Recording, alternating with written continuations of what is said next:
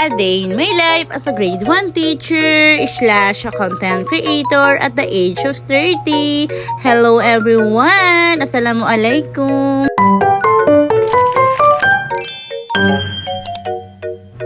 For today's mini vlog, ganap nga pala ito nung nutrition day namin.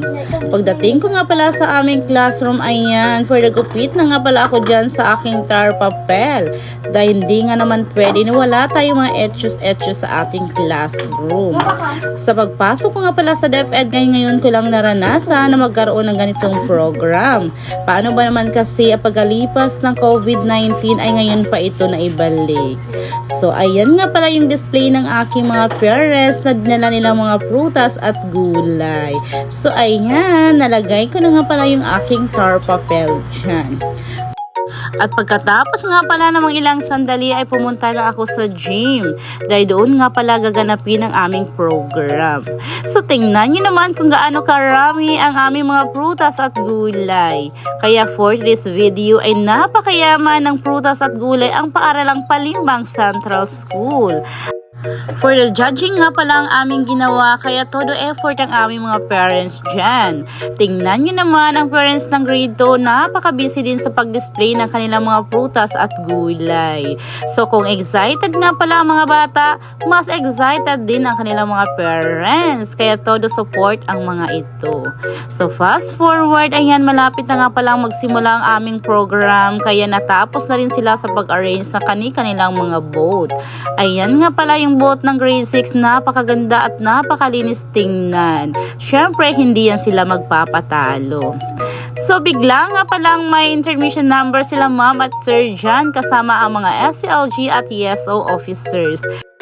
Hindi na nga pala nakasali dyan ang person sa aming intermission number sa kadahilan ng nag-makeup pa tayo ng aming model sa grade 1. So, shoutout nga pala sa kanilang trainer na si Sir Jemar na napakagaling namang humataw. So, ano dyan mga ma'am? Nabigla ba kayo sa ating sayaw? Charis? So, ayan, syempre, buti na lang may mga batang nasa unahan. Kaya for the gaya-gaya na dyan sila ma'am and sir. Paano ba naman kasi? Wala yan silang practice. Pero carry lang, dahil palaban ang mga guro ng Palimbang Central School. So nag-start na nga pala dyan ang mga bata mag-model sa kanilang mga suot na napaka-creative tingnan. Gawa nga pala yan sa prutas at gulay. Kinakalabit na nga pala ako ng mga bata dyan dahil gutom na daw sila. At dahil sa lunchtime na, ayan, pumunta na nga pala kami sa aking classroom at ayan yung isang parents dyan, sabi niya sa akin ay picture ko.